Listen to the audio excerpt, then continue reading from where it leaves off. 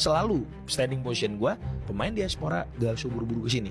Itu standing position gue. Tapi kalau misalnya tidak selamanya pemain Eropa yang pindah ke Liga Indonesia itu downgrade. Kalau mendengar ada pemain Eropa yang memutuskan bermain di Liga Indonesia, masih banyak yang langsung berkomentar, wah, karirnya sudah habis. Bahkan tidak sedikit yang menganggap Liga Indonesia hanyalah tempat bagi pemain yang gagal bersaing di Eropa. Tapi benarkah anggapan itu? Dan Barba juga di preskon mengatakan Persib adalah klub besar. Dia senang bermain di Persib. Dan dia mendapatkan pengalaman yang luar biasa. Artinya apa? Nama Indonesia kan naik.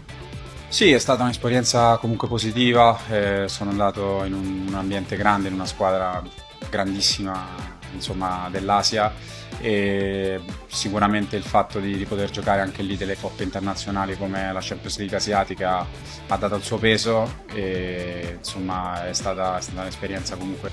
Kalau kita melihat sepak bola modern, jawabannya jelas tidak sesederhana itu. Hari ini, perpindahan pemain tidak lagi hanya ditentukan oleh prestise sebuah liga. Banyak faktor lain yang menjadi pertimbangan, mulai dari proyek klub, kesempatan bermain, kondisi keluarga, nilai kontrak, kualitas hidup, hingga tantangan baru dalam karir mereka. Bahkan banyak pemain Eropa yang masih berada di usia produktif, justru memilih bermain di Asia, Timur Tengah, Amerika Serikat, Jepang, Korea Selatan, hingga Indonesia. Artinya pindah ke Liga Indonesia tidak otomatis berarti kualitas pemain tersebut menurun. Mari kita lihat beberapa contoh nyata. Salah satunya adalah Federico Barba. Bek asal Italia ini pernah memperkuat Persib Bandung. Saat datang ke Indonesia, banyak yang menganggap karirnya sudah selesai karena meninggalkan sepak bola Eropa. Namun kenyataannya berbeda. Setelah meninggalkan Persib, Barba kembali berkarir di Italia bersama Palermo. Hal ini menunjukkan bahwa bermain di Indonesia bukanlah jalan buntu. Justru Liga Indonesia bisa menjadi bagian dari perjalanan karier seorang pemain sebelum kembali ke Eropa. Kalau benar bermain di Indonesia adalah akhir dari karir, tentu akan sangat sulit bagi seorang pemain untuk kembali mendapat kesempatan di klub Eropa. Contoh berikutnya adalah Frans Putros. My name is Frans Putros. I'm from Iraq, but born in Denmark. I'm a defensive player mainly, center back, full back, but also central midfield. I don't know, I heard many good things about this club. I play against them last season also in. Bek yang pernah bermain di Liga Indonesia ini tetap menjadi bagian penting tim nasional Irak. Bahkan ia masuk dalam skuad Irak menuju Piala Dunia tahun 2026. Artinya apa? Bermain di Liga Indonesia sama sekali tidak membuat kualitasnya dipandang sebelah mata oleh pelatih tim nasional. Kalau seorang pemain masih dipercaya membela negaranya di level internasional, berarti kualitasnya memang masih diakui. Musim ini, Persib mendatangkan striker asal Montenegro, Balša Sekulic. Montenegro memang bukan negara sebesar Prancis, Jerman, atau Inggris. Namun sepak bola Montenegro memiliki kualitas yang sangat baik dan rutin menghasilkan pemain yang berkarir di kompetisi Eropa. Balša sendiri datang ke Indonesia bukan sebagai pemain yang sudah pensiun atau tidak memiliki klub. Ia datang dengan pengalaman bermain di Eropa dan masih berada dalam usia yang produktif. Artinya Persib berhasil menarik pemain yang masih memiliki kualitas untuk bersaing. Fenomena seperti ini sebenarnya bukan hal baru. Sepak bola dunia sudah berubah. Sekarang banyak pemain profesional lebih memilih proyek yang tepat dibanding sekadar bertahan di liga yang lebih terkenal. Ada yang rela turun kasta demi mendapat menit bermain. Ada yang memilih pindah karena ingin menjadi pemain inti.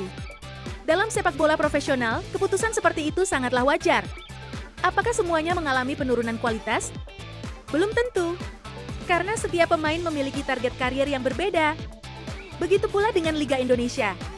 Jika dibandingkan 10 atau 15 tahun lalu, perkembangan Liga Indonesia cukup signifikan. Atmosfer stadion semakin luar biasa.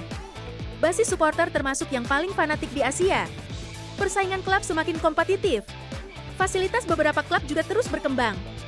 Eksposur media semakin besar. Nilai komersial kompetisi juga meningkat dari tahun ke tahun. Semua hal itu menjadi daya tarik tersendiri bagi pemain asing. Tidak sedikit agen pemain yang kini mulai melirik Indonesia sebagai salah satu tujuan karir klien mereka. Yang menentukan adalah bagaimana ia bermain di atas lapangan. Apakah ia mampu membawa tim meraih kemenangan? Apakah ia memberikan kontribusi besar? Apakah ia tetap tampil konsisten? Karena sepak bola tidak mengenal istilah liga kecil atau liga besar ketika peluit pertandingan sudah dibunyikan. Yang berbicara hanyalah kualitas. Jadi menurut kalian bagaimana? Apakah bermain di Liga Indonesia benar-benar sebuah downgrade bagi pemain Eropa? Atau justru Liga Indonesia kini mulai menjadi destinasi yang menarik bagi pemain-pemain berkualitas dari berbagai belahan dunia? Tulis pendapat kalian di kolom komentar. Dan jangan lupa subscribe agar tidak ketinggalan pembahasan menarik seputar Persib Bandung dan sepak bola Indonesia. Dan secara tercipta tentunya pemirsa di Stadion Gelora Bandung Lautan Api dalam sejarah sepak bola modern di mana Persib Bandung menjadi tim pertama yang berhasil menjadi three-peat alias hat-trick gelar juara.